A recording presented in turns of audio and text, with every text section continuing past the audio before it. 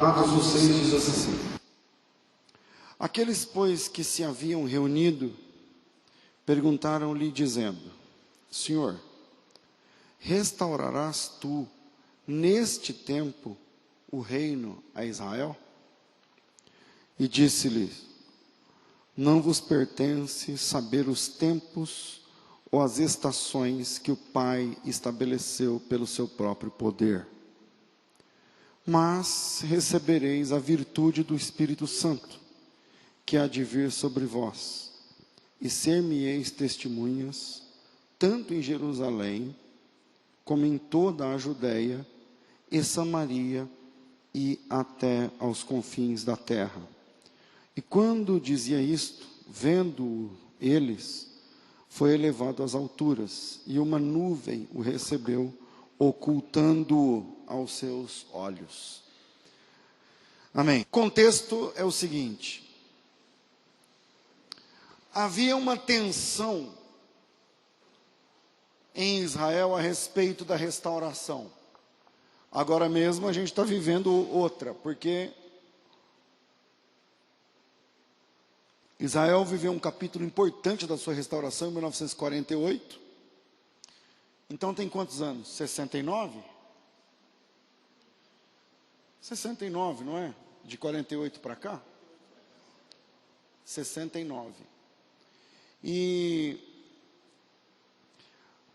recentemente, fez agora aniversário em novembro, né? E outro capítulo importante foi quando Israel foi tido como nação em 48, Israel disse: a nossa capital então vai ser Jerusalém. Mas alguns países não reconhecem. Isso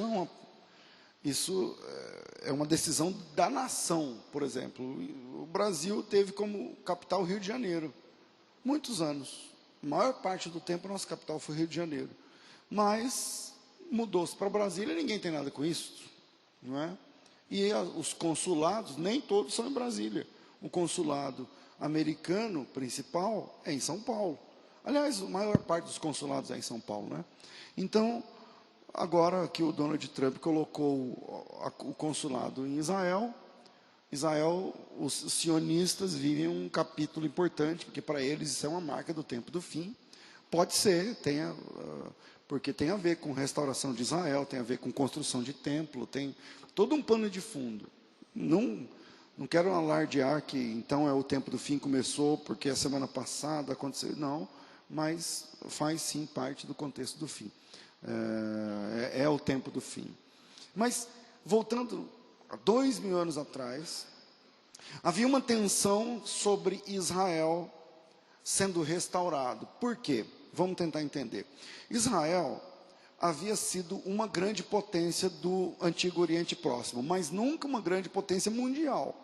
Israel nunca foi um mandatário do mundo, como foi o Egito, como foi a Assíria, como foi a Babilônia, como foi a Grécia, como foi a Pérsia, como foi o Império Medo-Persa, como foi Roma, enfim. Mas, no Antigo Oriente Próximo, Israel já deu as cartas, por algum tempo. Sobretudo, depois do reinado de Davi, de Salomão, são tempos áureos de Israel no Oriente. Mas no século IV antes de Cristo, Israel, até antes disso, Israel é dominado pela Babilônia. Depois da Babilônia, Israel é dominado pelo Império Medo-Persa. Depois do Império Persa, Israel é dominado pelo Império Grego. Alexandre o Grande conquista o mundo inteiro. O cara chega na Índia com 30 e poucos anos, dominando Índia e tudo aquilo ali, o Extremo Oriente. E dentro do domínio de Alexandre o Grande está Israel. Isso já estava profetizado em Daniel capítulo 8, quem quiser depois dê uma olhada. Então, no quarto século antes de Cristo, Israel está debaixo do Império Grego, os helênicos. Depois disso, eu vou ganhar tempo aqui, não é uma aula de história, nos 2 séculos depois, Israel está debaixo do domínio da chibata dos romanos.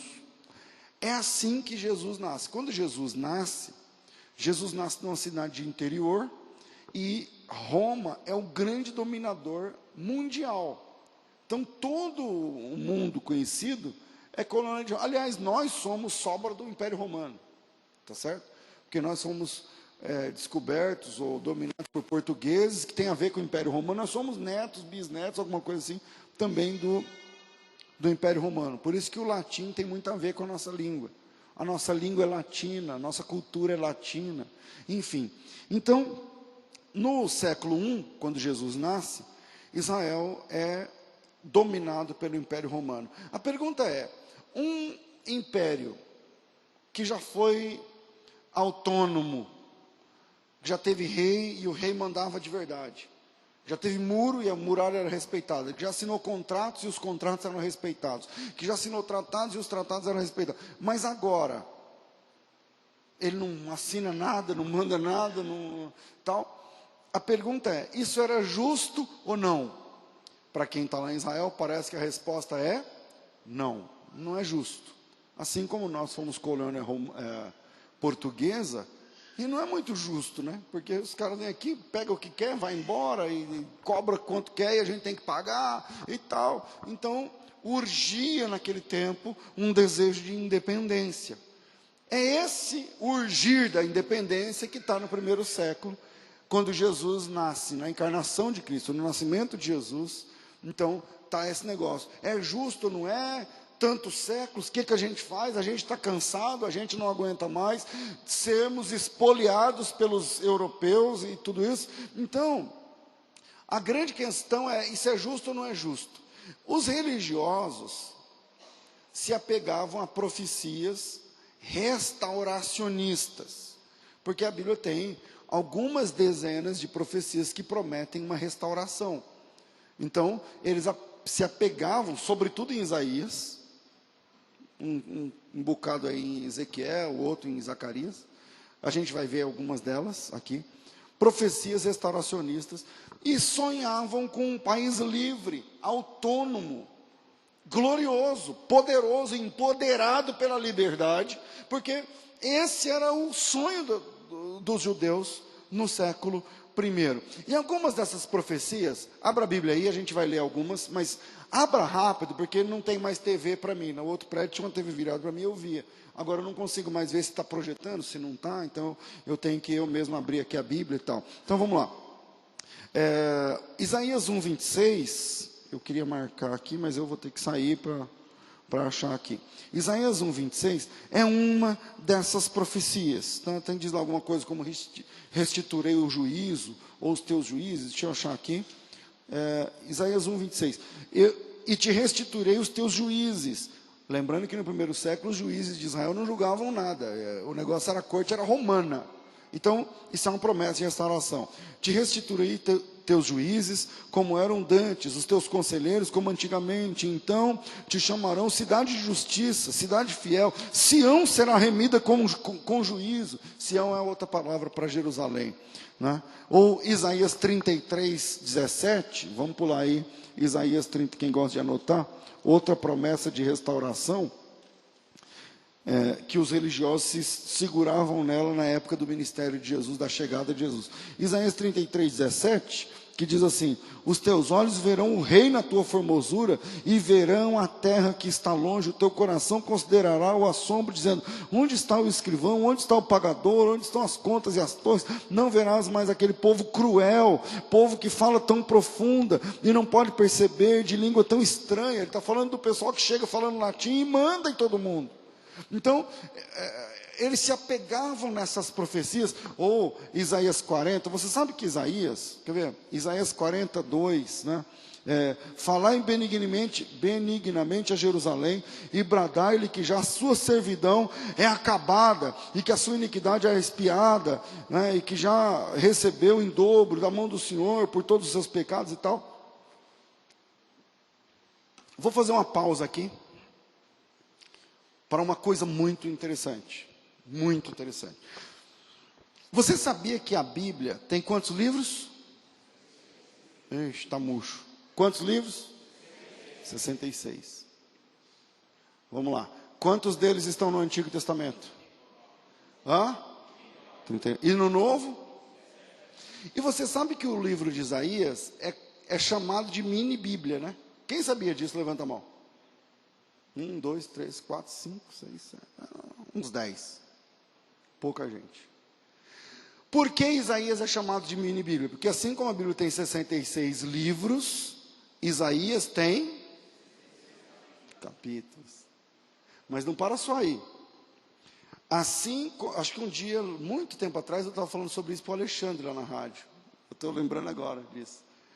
Assim como a Bíblia, o Antigo Testamento tem 39 capítulos, ou melhor, 39 livros no Antigo Testamento, começando em Gênesis indo até Malaquias, são 39 livros. Os 39 primeiros capítulos de Isaías falam da antiga aliança. E os 27 próximos capítulos falam da nova aliança e da chegada do Messias, do Mashiach. Tá certo? E se eu tivesse tempo, a gente ia mergulhar nesse negócio, porque é muito interessante. Não tenho tempo, então vou dar uma nadadinha com vocês. Por exemplo, as semelhanças vão muito mais além. Eu estou lendo aqui uma profecia, por isso que me lembrei. Profecia de Isaías 40, versículo 2, da restauração de Jerusalém. Aí eu pedi uma pausa. Isaías 42 é a restauração de Jerusalém. Vamos ver se eu consigo me aprofundar, se vocês estão afim. Quantos livros no Antigo Testamento? 39. Então responda para mim qual é o nome do 39º livro da Bíblia.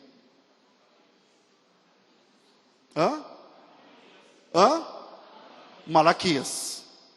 Qual é o primeiro? Qual é o 39º? Malaquias.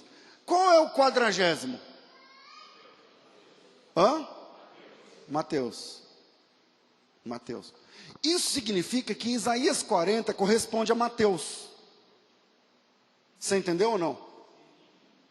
Estão comigo? Porque se vocês estiverem comigo, eu vou ficar falando sozinho. Isso significa que que Isaías 40 corresponde a Mateus. Isso significa que Isaías 40, que corresponde a Mateus, você pode ver os versículos que vai corresponder aos capítulos de Mateus. Por exemplo, Isaías 43, voz do que clama no deserto, preparai o caminho do Senhor. Por isso que eu lembrei que eu estava lendo 2. Endireitai no ermo a vereda do nosso Deus.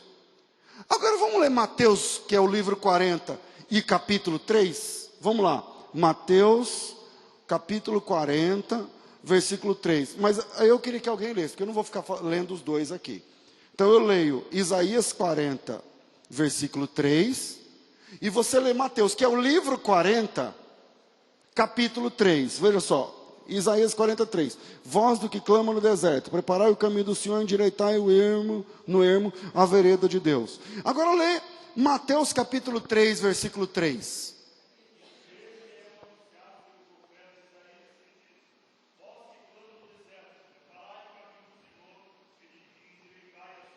Entendeu? Então, existe uma cadência por capítulo em Isaías, que vai mostrando que, por exemplo, a gente está no capítulo 40, né? Podia ser outro capítulo, mas bom, capítulo 40, versículo 9. Isaías 40, 9. Isaías 40, o livro 40 é Mateus. O que está lá em Mateus 9?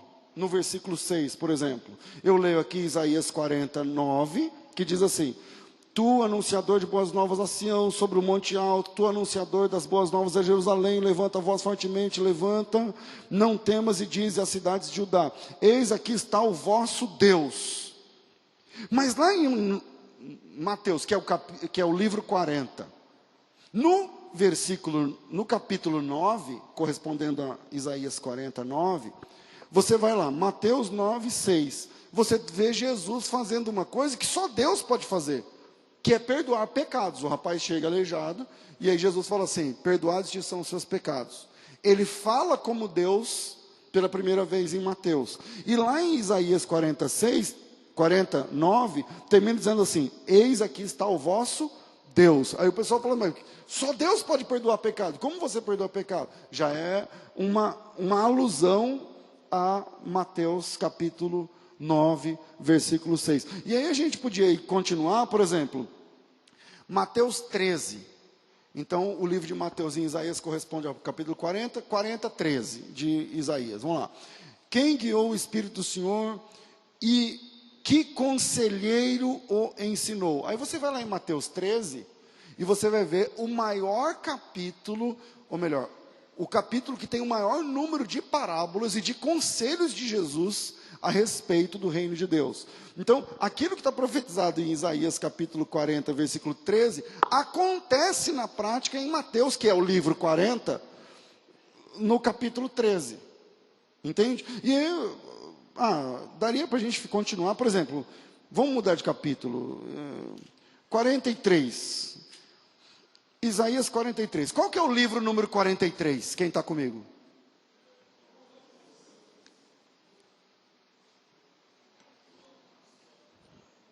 E aí? Qual? 40 é qual livro? 41, 42, 43, João. Por exemplo, 43, sei lá, 43, 10. Aí se alguém abre em João 10.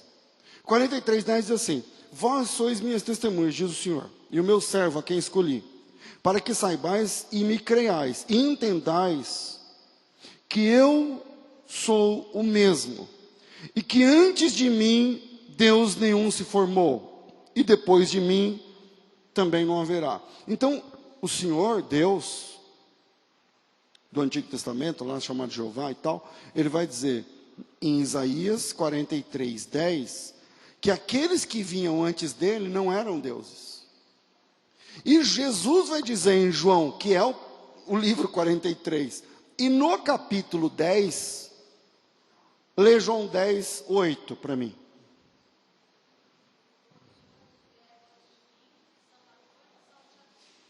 Todos os que vieram antes de mim são ladrões e salteadores. E lá em Isaías 43, 10, Deus está dizendo, aqueles que vieram antes de mim são falsos. Bom, a gente precisava de tempo, porque, por exemplo, eu cheguei em Isaías 43, que é João, é o capítulo que mais tem semelhanças. Então, a gente podia, sei lá, por exemplo, Isaías 43, que equivale a João, versículo 2, que equivale a João 2. Quando passares pelas águas, não sei o que lá, João 2, Jesus transforma as águas em vinho. É lá em João 2 que acontece Caná da Galileia. Ou o capítulo de número 5, ou melhor, depois do 12, que 3. Porque eu sou o Senhor teu Deus, Santo de Israel, teu Salvador. O que acontece em João 3? João 3, porque Deus amou o mundo de tal maneira que deu seu Filho unigênito, para que todo aquele que nele crê não pereça, mas quer dizer, o capítulo da salvação, João capítulo 3, versículo 16, está aqui em Isaías capítulo 3 também, 43, versículo 3, e aí vai, é muita coisa. O capítulo 4 tem a ver, o capítulo 5 tem a ver, o capítulo 10 tem a ver, o capítulo 19 tem a ver, o capítulo 19 é o capítulo onde Jesus é crucificado, você está entendendo? E aí o que diz João 43, 19? Eis que farei uma coisa nova, agora e sairá a luz, porventura não saberei, eis que porei um caminho no deserto. Aí quando você vai lá em João 19, qual é o caminho novo que Jesus está abrindo para a salvação? Através do seu próprio sangue. Os rios no deserto é o sangue de Jesus. Então, bom, não é o nosso assunto, mas você percebeu que daria para ter um outro dia para a gente entrar nessas curiosidades, né, a respeito dos livros proféticos, especialmente do livro do profeta Isaías. Por isso, quando alguém fala assim, Isaías é considerado uma mini Bíblia, não é porque só tem 66 capítulos. É porque cada capítulo, eu não falei nem dos capítulos antigos, de Isaías 1, de Isaías 13, de Isaías 26, de Isaías 20. Então, é muito interessante. Alguns deles, a gente leu aqui uns 2 ou 3, onde as palavras são as mesmas, a profecia e o cumprimento estão exatamente ali. Obrigado pela pausa, agora voltemos ao nosso assunto. Tudo bem? Guarda tudo isso aí agora, voltemos lá. Jesus viveu 3 anos e meio, morreu assassinado e ressuscitou de entre os mortos. Depois de ressuscitar, ele caminhou quantos dias com os discípulos? 40 dias. 40 dias. E se você fez de verdade o que eu pedi, quer dizer, voltou lá no nosso texto base, que hoje é Atos dos Apóstolos, capítulo 1, você vai ver que o Lucas, que escreveu o texto, ele diz o seguinte, versículo de número 3, aos quais também, depois de ter padecido, se apresentou vivo, com muitas e infalíveis provas. Jesus apareceu vivo aos 12, com muitas e infalíveis provas, sendo visto por eles pelo espaço de 40 dias, falando a respeito do reino de Deus. E aí, Jesus morreu, ressuscitou o terceiro dia, passou 40 dias dando muitas e infalíveis provas da sua divindade, da sua ressurreição, que ele venceu a morte, e agora chegou o dia de ir embora. O texto que nós lemos é o 40º dia. Jesus, a partir do Monte das Oliveiras, sobe para o céu, deixando os 12 com a missão de evangelizar o mundo. E antes de subir, eu não sei se os apóstolos estavam percebendo que estava na hora, falaram, não sei não, eu estou sentindo que ele vai embora, eu estou sentindo que é hoje. E os discípulos chamaram Jesus numa roda e falaram assim, é o seguinte, a pergunta é teológica, é política, a pergunta é difícil, a pergunta é o seguinte, o Senhor vai ou não vai restaurar o reino a Israel? Porque antes do nascimento de Cristo, vinha numa cadência de necessidade e de cumprimento de profecias de que o reino fosse restaurado a Israel. O reino era romano ali. Então os discípulos perguntaram para Jesus o seguinte, o Senhor morreu, o Senhor viveu, o Senhor está dando provas da sua divindade, no capítulo 20 de João, o Tomé já cai de joelhos dizendo, o Senhor é Deus meu, Senhor meu e Deus meu, quer dizer, Ele é Deus, Ele é todo poderoso, Ele vence a morte, Ele liberta vidas, Ele salva homens, e aí o pessoal fala assim, peraí, tem uma pergunta, e Israel? O Senhor vai restaurar nesse tempo, quando ele diz nesse tempo, o Senhor venceu a morte, o Senhor está vivo entre nós. Então é agora que o Senhor vai restaurar o reino a Israel? Tipo, a gente vai vencer Roma, a gente vai ser independente de novo, o reino vai ser aqui, de Sião sairá a lei, todas aquelas profecias. Essa é a pergunta do capítulo 1, versículo 6. Senhor, restaurarás tu nesse tempo o reino a Israel? Você lembra que antes disso, antes da morte, Pedro já tinha perguntado para Jesus lá em Mateus 24, Senhor, quais sinais há da sua vinda, do fim dos tempos, da restauração de Israel? Como é que funciona essa questão? Então os discípulos perguntam, a pergunta é direta e reta, Senhor, o Senhor vai restaurar o reino a Israel agora? Porque o Senhor é todo poderoso, o Senhor venceu a morte.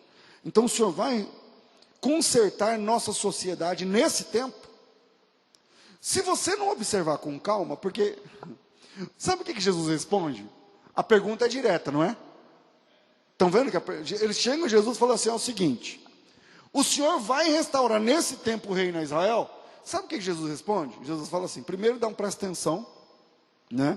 Primeiro ele dá um presta atenção, e se você não lê com calma, parece que Jesus está fugindo da resposta, porque Jesus fala assim, não pertence a vocês saber os tempos e as estações que o Pai estabeleceu pelo seu próprio poder, mas vocês vão receber poder do Espírito Santo que há de vir sobre vocês, e vocês vão ser minhas testemunhas, em Jerusalém, na Judéia, aquele texto que a gente conhece bem de Atos 1 e 8, mas só assim, Jesus respondeu a pergunta ou não? É uma pergunta que eu estou fazendo, sim ou não? Uns acham que sim, outros que não. Porque a pergunta é direta. Vem comigo. Atos 1:6. Senhor, restaurarás tu o reino a Israel nesse tempo? Aí Jesus fala assim, o tempo é com o Pai. Mas vocês vão receber poder, que há de vir sobre vocês. E vocês vão ser testemunhas em Jerusalém, na Judéia, Samaria e até os confins da terra. Quer dizer, o Senhor vai consertar a nossa sociedade agora? Aí ele vem com assim, não, o Espírito Santo vai ser derramado, né, em vocês, eu não sei o que lá. Então, se você não observar com calma, parece que Jesus fugiu da resposta, mas ele não fugiu. A resposta está aí. Veja que, antes de falar da descida do Espírito Santo, você fala assim, peraí, pastor, mas o que tem a ver restaurar o reino político a Israel com a descida do Espírito Santo, o cumprimento de Joel 2 lá, 28, que se cumpre aqui na descida do Espírito Santo? O que tem a ver? O que tem a ver? Bom, se você olhar com calma o versículo 8, lê para mim o versículo 8, alguém. Tá bom. Eu gosto da voz do Pedro, que é a voz de muitas águas. Quer ver, ó? Fala de novo, Pedro. Tá bom. Por que eu estou falando que tá bom? Porque começa com a palavra mas. Quem é bom de português, ou lembra das aulas de português, ou é professor de português, sabe que o mas é uma conjunção adversativa.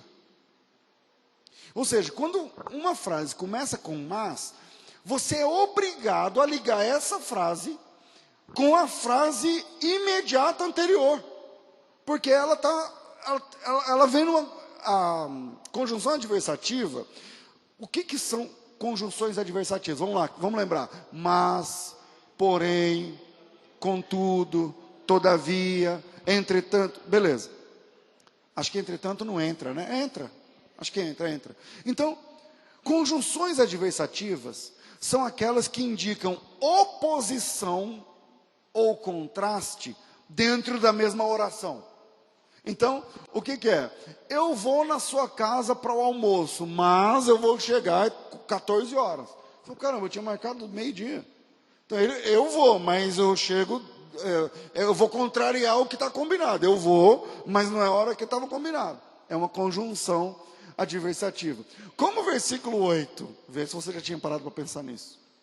Começa com uma conjunção adversativa, e a maioria das versões de Bíblia, as Bíblias sérias traduzidas começam, mas recebereis poder. Quer dizer, significa que esse mais recebereis a virtude do Espírito está ligado exatamente com a oração anterior, com o texto anterior. Então Jesus não está fugindo da resposta.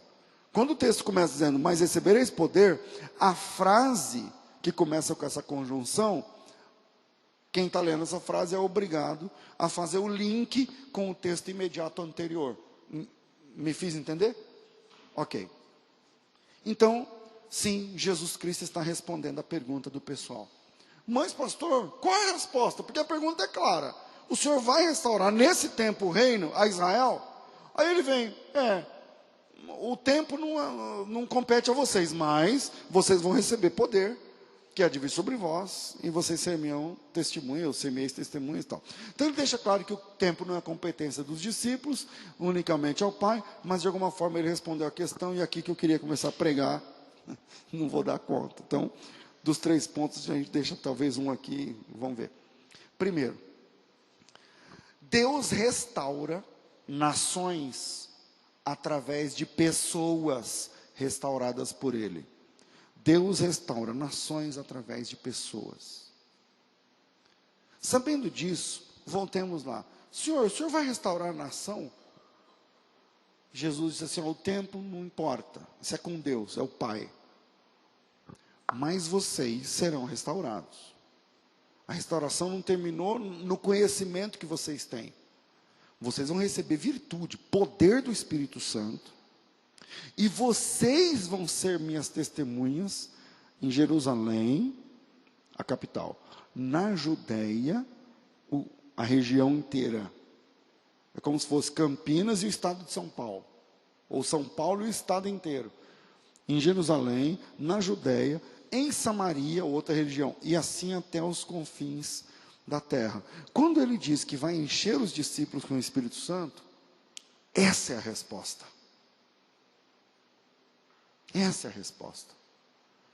Deus vai restaurar a nação através de pessoas cheias do Espírito Santo de Deus. Deus vai restaurar, mas é através de gente. Não é uma restauração política, mas é uma restauração moral. É uma restauração espiritual. Um discípulo de Jesus, cheio do Espírito Santo, É a resposta para a restauração de uma vida. Um homem, uma mulher, cheio do Espírito Santo, é a resposta de Deus para restaurar uma família inteira. Ou a sua família não foi restaurada através de alguém aqui na terra que foi lá levar a mensagem para você? Então, milhares de crentes. Agora você imagina, se um crente pode ser usado para restaurar uma pessoa, uma vida, uma família, uma casa, uma sala de aula, uma empresa. Imagina milhares deles, cheios da virtude, do poder do Espírito Santo. Essa é a resposta de Deus para a restauração de uma nação. Então, como é que Deus restaura uma nação? Deus pode restaurar uma nação? Pode. Como? Restaurando gente. Senhor, o Senhor vai restaurar o reino quando? Eu vou encher vocês do Espírito Santo. E aí a restauração vai começar assim. Eu não estou fugindo da resposta. Vocês vão ser cheios do Espírito Santo. E uma vez que vocês estão cheios do Espírito Santo, vocês serão testemunhas minhas. Aqui na capital, em todo o estado, no outro estado, e não só em Jerusalém, mas até os confins da terra. Deus restaura nações através de homens. Deus restaura nações através de vidas. Deus restaura famílias através de pessoas. Deus restaura através de gente. O grande plano de Deus não é um partido político. Eu gosto de direita, ou sou da filosofia de esquerda. Eu gosto da teologia católica, da teologia da libertação, ou então eu gosto da missão integral dos evangélicos. Ou então, eu gosto... Não, Deus não é assim. A resposta de Deus para a restauração está num crente transformado pelo Evangelho e cheio do Espírito Santo de Deus. Esse homem transformado pelo Evangelho e cheio do Espírito Santo de Deus é a resposta de Deus para a restauração. Começa assim. O Espírito Santo em nós, o Espírito Santo em você, é a aposta de Deus para restaurar nações. Aí você fala assim: nossa, pastor, mas você não está exagerando? Não, eu conheço casos. Eu me lembro de alguns anos atrás que eu convidei ficou caro esse negócio, porque ele mora lá no Canadá. E eu convidei esse irmão para vir aqui no Brasil dar uma palestra. E vir no nosso programa de rádio, fazer um lançamento de um livro e tal. Eu busquei no aeroporto o pastor Don Richardson. E quem nunca ouviu falar do Dr. Don Richardson? O Dr. Don Richardson é um missionário que sozinho, ele e a esposa, só a família dele, evangelizou 120 mil pessoas de tribos animistas de povos não alcançados. Pastor, nem entendi. O que é uma tribo animista e um povo não alcançado? Como é isso? Bom, nós estamos falando de uma tribo, deixa eu me lembrar o nome da tribo, quem leu aí o livro Fator Melquisedeque, não, Totem da Paz, que faz parte da trilogia Totem da Paz, Fator Melquisedeque, Senhores da Terra. Deixa eu lembrar, Sauí, a tribo Sauí, lá em Papua, na Nova Guiné.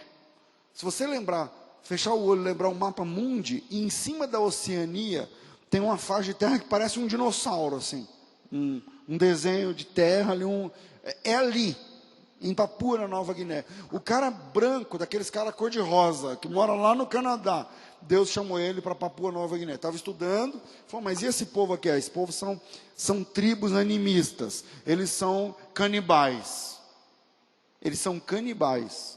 Caramba, eu vou chegar lá, os caras vão me matar e comer.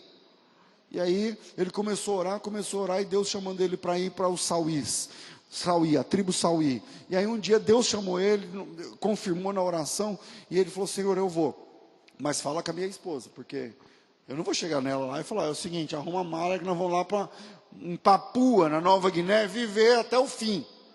Você está entendendo? Aqui tem ar-condicionado, aqui tem tudo, eu vou lá, os caras nem... É uma tribo ágrafa, quer dizer, eles não têm escrita, eles andavam nus, é um pessoal primitivo, você está entendendo? E aí ele a esposa dele chamou ele no outro dia e disse assim, ó, Deus está chamando a gente para ir para o Sauís. Ganhando muito tempo aqui, vale a pena. O livro chama Totem da Paz. E aí, um livreto, custa uns 20 e poucos reais. E aí, ele vai viver entre os Sauís, e quando ele chega lá, entre os Sauís, ele percebe, ele fica lá muitas semanas, meses, até começar a entender a língua deles, na raça. Porque eles não escrevem, não tem, eles só conversam. E eles eram não apenas canibais, mas eles eram caçadores de cabeças. As cabeças dos inimigos eram troféus. Os corpos eles comiam e a cabeça era troféu. E aí ele vai para essa tribo, morrendo de medo, e quando ele chega lá, ele descobre que havia uma profecia dentro daquela tribo. Vai vendo, ninguém nunca tinha ouvido falar da palavra Jesus. Havia uma profecia naquela tribo, que um dia, um homem branco com a sua família, chegaria lá e iria trazer uma mensagem que mudaria a vida daquele povo. E aí quando ele chegou lá, todo mundo abraçou ele. Ele tinha um nome lá na língua deles que eu não lembro. Chamavam ele daquele nome e tal, e ele ficou tipo um líder daquele pessoal. Só que ele não sabia falar a língua deles. Ele não sabia falar a língua. Eu me lembro dele contando, eu já passei esse vídeo em algumas salas de aula aqui no Brasil. Ele falou assim, como é que eu faço para aprender a língua? Aí ele pegou um que estava gostando dele ali, ele falou, vou apontar as coisas, ele fala os nomes. E aí eu vou guardando. Aí ele apontou um menino, ele falou assim, Diri. Ele falou, bom, menino, Diri. Aí apontou um homem, aí eu vou, Diri. Ele falou, então deve ser sexo masculino, né? Não importa o tamanho. Aí apontou uma mulher, ele falou assim, Diri. Ele falou, caramba, então deve ser gente. Gente é Diri. Aí ele apontou um cachorro, aí o cara falou, Diri. Aí ele apontou uma árvore, Diri. Aí ele falou assim pro cara, ele já estava começando a arranhar, mas tudo, Diri. Ele falou, não, Diri é dedo. Porque eles não entendiam o apontar. Ele pergunta, que é isso? Eu falei, isso aí é dedo. Aí ele lutou meses para aprender a língua, formar um vocabulário. Por quê? Eles não escreviam, mas tinham um conceito de verbo, de eu vou, de eu volto, eu sou, eu gosto, eu não gosto, eu amo, eu não amo. E aí ele foi entendendo. Aí depois que ele entendeu a língua, alguns meses depois, ele falou, e a esposa dele era enfermeira, ela já faleceu. Ele tem hoje outra esposa, ele teve um segundo casamento, porque a primeira faleceu. E a esposa dele, por ser enfermeira, ninguém era velho lá. Ninguém tinha cabelo branco, porque os caras morriam com 25, 30 e poucos anos, porque morria de gripe, de qualquer coisa, porque não tinha higiene, não tinha nada. Então, tipo, penicilina erradicou doenças lá. Então ela, em contato com a base missionária, buscava ampolas e aplicava injeções. Eles tinham um machado feito de madeira. Pense em você derrubar uma árvore com um machado de madeira. Não tinha ferro, não tinha... E o Don Richardson vai levando tudo isso para lá. O ferro, de remédio, algumas mudanças básicas. Na higiene, aumentou a expectativa de vida deles. Você está entendendo? E aí, todo mundo gostava dele e tal. Quando ele sentiu segurança, ele falou, agora eu vou pregar o evangelho para eles. Que até agora ele é um enfermeiro, ele é um cara que gosta de ajudar as pessoas, todo mundo gosta dele, vê nele um líder, mas aí o pessoal já conversava, o pessoal perguntava, mas o que é isso que você canta? Que ele cantava os louvores de manhã, fazia culto doméstico, na casa em cima da árvore que ele morava. Ele disse, agora pode reunir todo mundo. O cacique lá, não sei, não é cacique, o líder lá, tinha 4 esposas. Chamou todo mundo, as esposas, os filhos. E aí, juntou todo mundo e falou, agora eu vou compartilhar minha fé. Nós estamos falando que os Sauís são 120 mil pessoas. Tá certo? Hoje um pouco menos. E aí, eles eram canibais, eles exibiam as cabeças dos inimigos na estante, para você entender lá dentro da oca dele, tal. E aí, eles foram ouvir o evangelho. E aí ele falou, o que eu falo do evangelho? Vou começar a contar que Jesus Cristo era do bem, ele era bonzinho, ele curava as pessoas, e não sei o que. E todo mundo ficou, oh, Jesus, legal, né? Legal, Jesus, a gente gosta de Jesus, tal. E aí depois, no desfecho, a crucificação.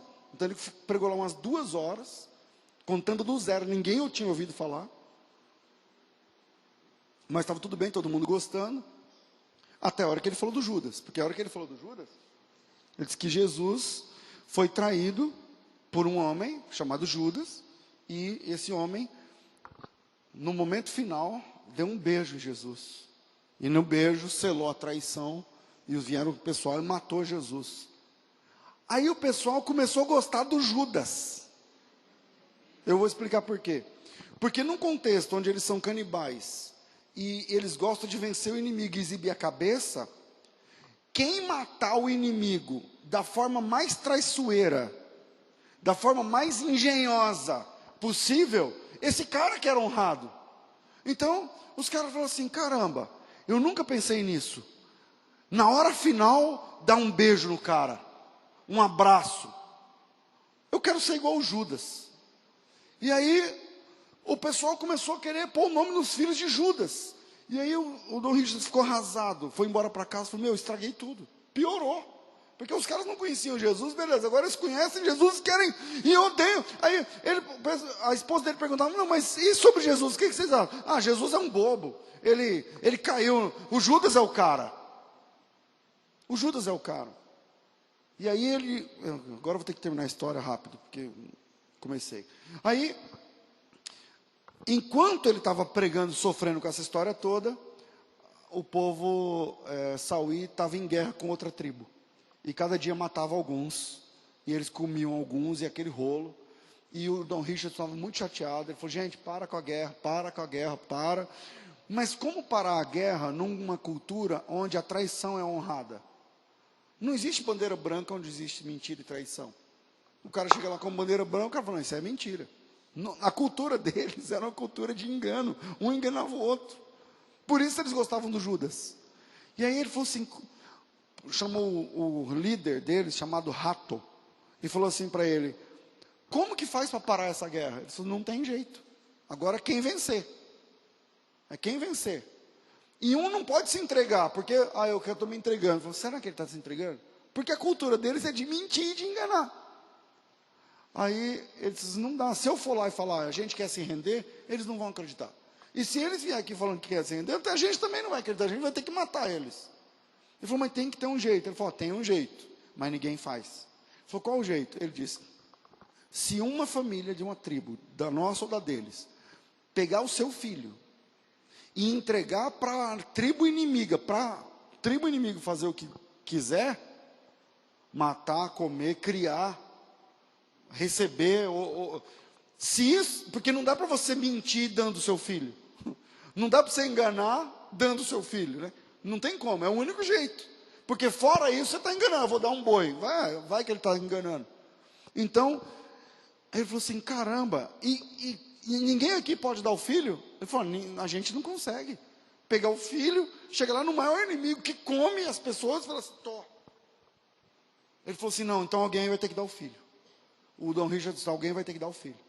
Chama todo mundo e vamos lá. Aí ele chamou o pessoal, gente, alguém aqui pode dar o seu próprio filho para os inimigos, para a gente matar. Porque, vai matar meu filho, mas mata um, está matando os 10 todo dia.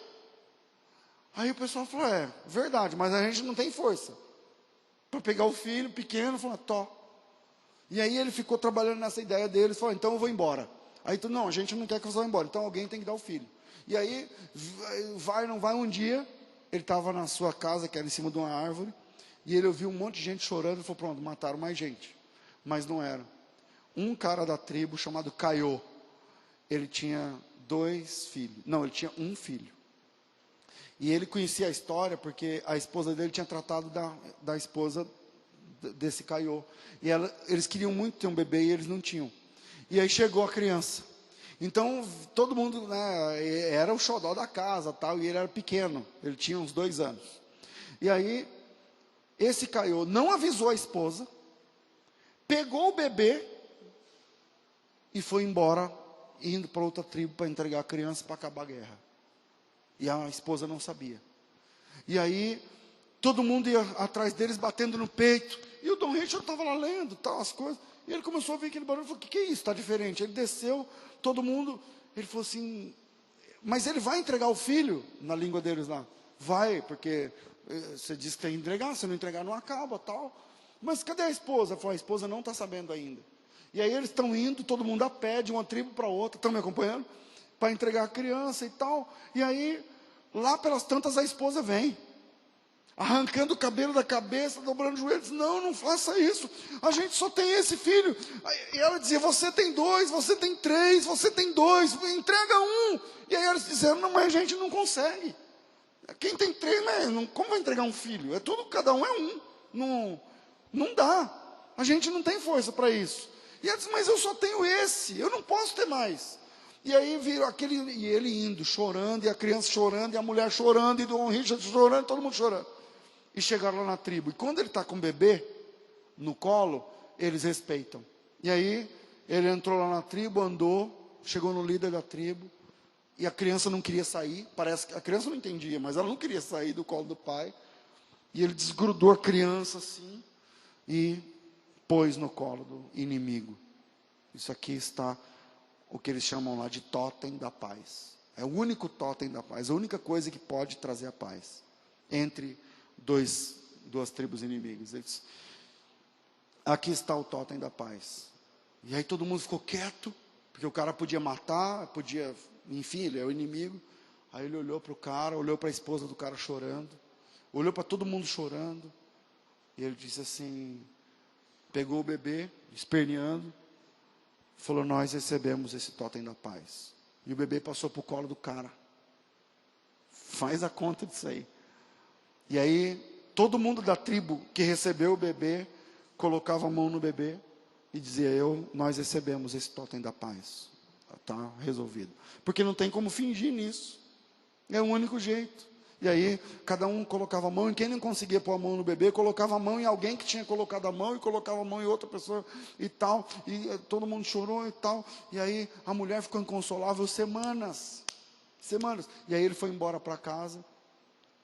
Segundo ele fala assim no livro, que o Espírito Santo deu uma machadada na cabeça dele, dizendo, pronto, está aí agora a história que você precisava contar. Aí ele reuniu todo mundo de novo, e diz assim, agora eu vou pregar para vocês de novo sobre a minha fé. Ah, você vai falar sobre Judas? Ele falou, não, eu vou falar sobre Jesus, o maior totem da paz. Aí o pessoal olhou e falou assim, não, mas a gente não sabia que Jesus, que tinha sido traído pelo Judas, era um totem da paz. Porque um totem da paz que foi recebido não pode ser assassinado depois, se ele foi recebido. E aí, hoje, nós estamos falando hoje, 2017, lá na Nova Guiné, essa tribo é a única força cristã que segura o avanço do islamismo dentro de Papua, na Nova Guiné. Nós estamos falando de um povo que hoje tem 100 mil pessoas e 80% deles são cristãos. A Bíblia que o Dom Richardson deixou, tem uma tradução da Bíblia. A nossa não tem, Bíblia de João Ferreira de Almeida, lá é a Bíblia do Dom Richardson. Porque ele aprendeu a língua do povo Sauí. Depois que ele aprendeu a língua, ele desenvolveu uma gramática em Sauí e ensinou o povo a língua deles mesmos.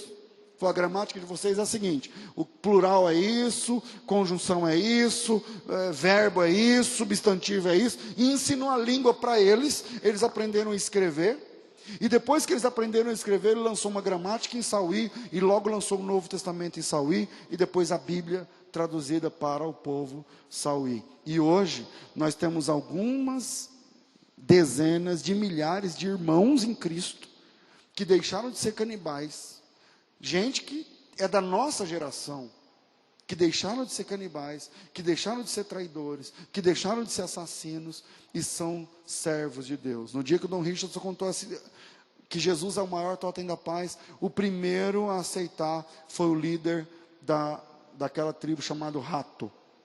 Ele e suas 4 esposas disseram, nós aceitamos esse totem da paz. Onde é que a gente põe a mão para aceitar? Porque tinha que pôr a mão na cabeça dele, na cultura deles. E aí o Dom Richard disse, não, você vai fazer isso espiritualmente. Você vai fechar os olhos E lá, aqui no nosso cultura, o órgão principal é o coração.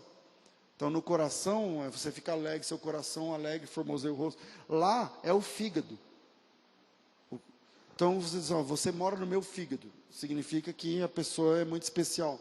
E aí ele diz assim, o Dom Richardson olhou para ele e falou assim, então, fecha os seus olhos, porque você vai, em espírito, colocar a mão em Jesus, totem da paz, e a partir de hoje o Espírito Santo vai morar no seu fígado. Aí ele foi com as esposas aceitou a fé. Depois daquilo ele disse, agora a gente vai para todas as outras tribos, levando essa mensagem de Deus. Bom, é muita conversa. O Espírito Santo em nós é a aposta de Deus para a restauração de nações. A historinha que eu contei é verídica, cujo irmão eu conheço pessoalmente. Eu estou falando de pessoas vivas, não estou falando de gente que morreu de 4 séculos atrás, estou falando de gente que existe, que você pode dar um Google agora e ver a foto desse cara.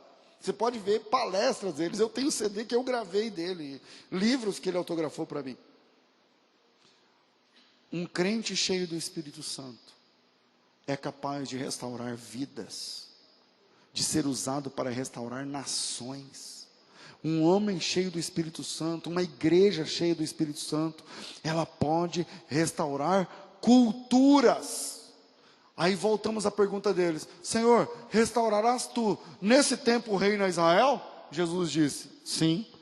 Vocês vão ser cheios do Espírito Santo, e vocês serão minhas testemunhas aqui, em Jerusalém, na Judéia, em Samaria, e até os confins da terra. Nós não vamos restaurar apenas Israel, nós vamos restaurar o mundo em nome de Jesus. Nós vamos restaurar famílias, vamos restaurar amigos, parentes, pessoas, bairros, empresas, casamentos, em nome de Jesus. Se você for cheio do Espírito Santo de Deus, você vai ser usado na restauração de vidas. Então, não use a autoridade e o poder que você recebeu para algo diferente de restaurar vidas. Você é cheio do Espírito Santo porque você é a resposta de Deus na restauração de vidas, na restauração de nações. A gente não é cheio do Espírito Santo para ficar gritando em línguas, rolando no chão, papapi, parapapara, não! Você é cheio do Espírito Santo porque você tem que ser resposta resposta de oração de gente que precisa ser restaurado. Você pode ser resposta de profecias que foram dadas antes de você nascer. Você pode ser, você pode. Você pode. Se você for cheio do Espírito Santo, você pode. Eu não vou falar o segundo e o terceiro ponto, por causa do nosso tempo. Mas termino com um pequeno testemunho que eu ouvi quando eu ainda era solteiro. Eu fui pregar, eu era pregador. Então, eu fui pregar numa igreja que nem estava pronta, mas eles fizeram um congresso para inaugurar a parte de baixo da igreja. Então, bateram a laje, aí a parte de baixo. Aí a igreja mesmo ia ser em cima.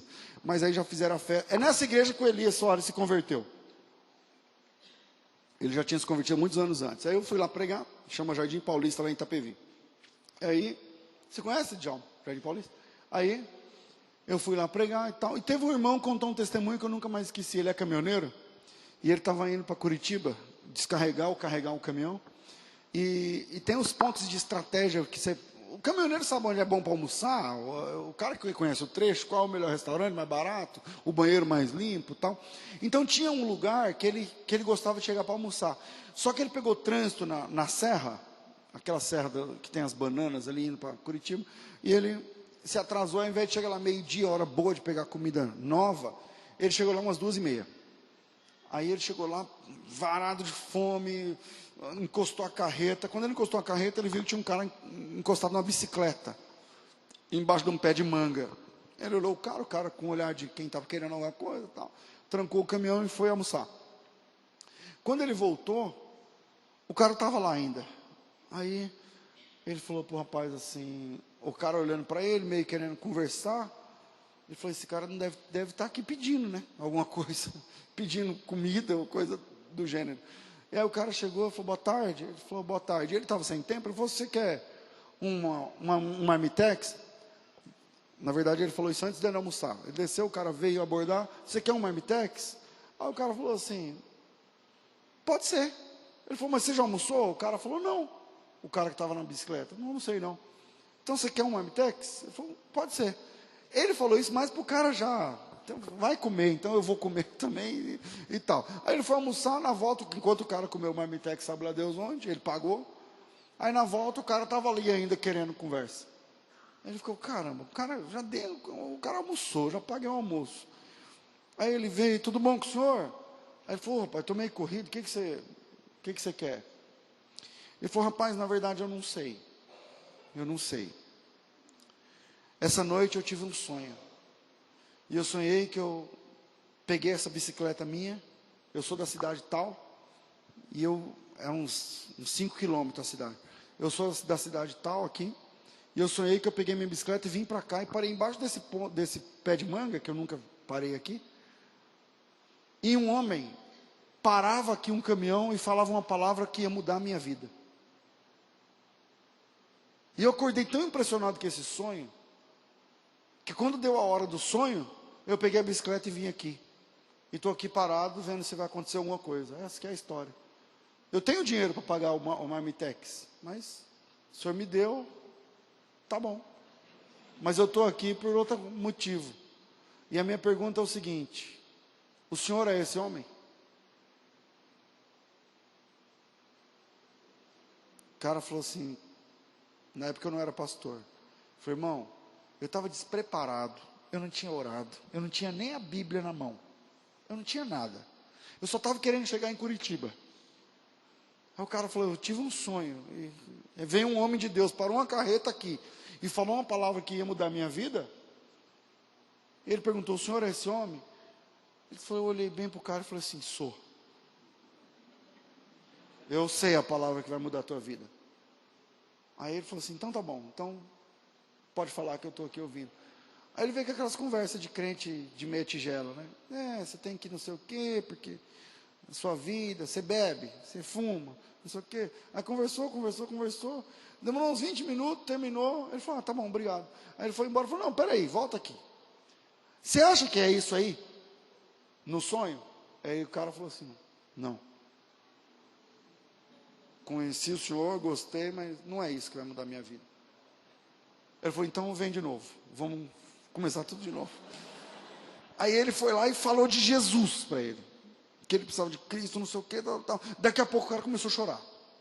Aí ele deve ter pensado, agora vai, né? Agora peguei a veia do negócio. Aí apresentou Jesus, tal, deixou o cara cair de joelho, orou, colocou a mão, o caminhoneiro foi chorando, o irmão foi embora chorando, e esse caminhoneiro nem é bom de Bíblia.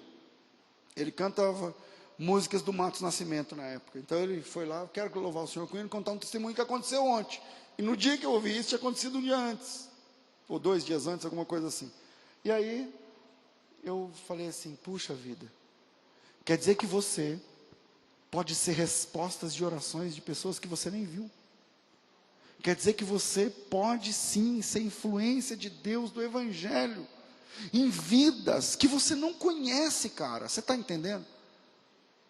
Senhor, o Senhor vai restaurar a nação, a Israel? Jesus, vou. Como?